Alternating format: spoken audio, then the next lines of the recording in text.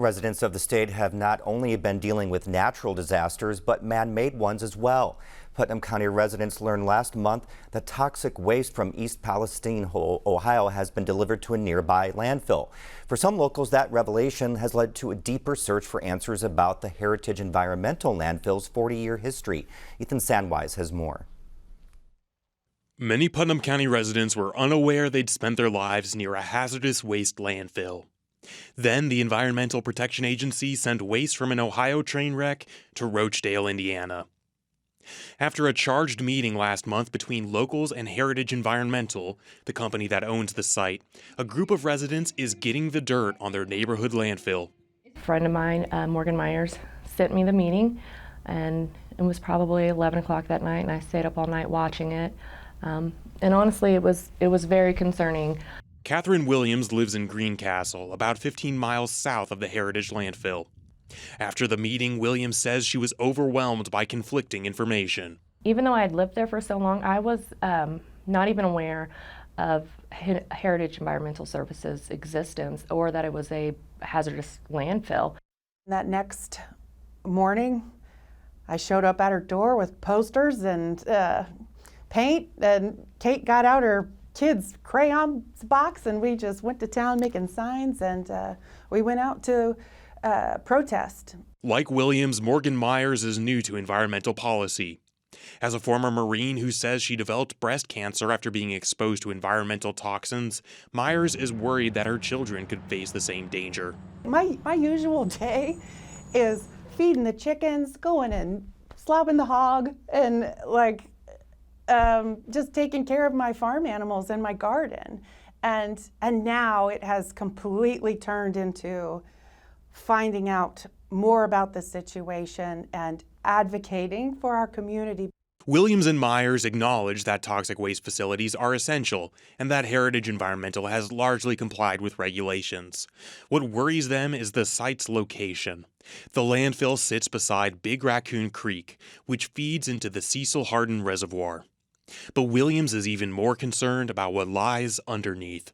Heritage Environmental Services actually sits on top of the Tipton Till Aquifer, which is an unconsolidated aquifer, which means it's not protected by thick layers of clay or limestone. The Roachdale site is divided into 3 units. The newer units have a double PVC liner that prevents leaks, but the earliest opened in 1981, before the Resource Conservation and Recovery Act. That means that for more than 40 years, toxic waste has been sitting underground without a liner. Former EPA Superfund Director William Munoz says that can be a risk, but Heritage should have measures in place to detect leaks. The old cells that are unlined do have the potential of having leachate migrate out of those cells. Even if the old unlined cells were leaking, the groundwater network would pick that up. But 7th-generation Putnam County resident Laura Scott is worried about the long term. Clay is a good material. It is pretty highly impermeable, but when you are looking at a resting site for that waste that will be there for centuries. I'm a mother, and I want to give my farm to 5th-generation Putnam County children, and I want them to give it on to their children. Heritage Environmental tests its groundwater daily. If contaminants escaped, the company would have to report them immediately to the Indiana Department of Environmental Management. Scott, Myers, and Williams are also worried the company and county services don't test for every possible contaminant. Munoz says that to identify a leak, they wouldn't need to. Water-soluble indicator chemicals, such as trichloroethylene, can point to other toxic compounds. You don't have to analyze for 1,000 chemicals to know that either, inorganics or organics are migrating out of the landfill.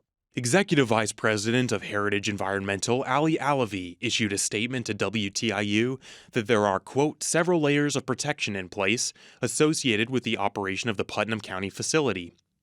Alavi says that, quote, these elements have contributed to a 40-plus year record of operating the facility in a manner that is protective of human health and the environment. Toxic waste management requires specialized knowledge, which can be difficult for people outside the industry to access. Still, Williams says she's continuing to learn in order to keep her family safe. We love Putnam County. We love it.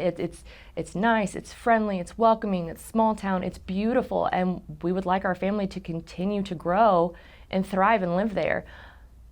So we want to make sure it's safe for them to do that. For Indiana News Desk, I'm Ethan Sandweiss.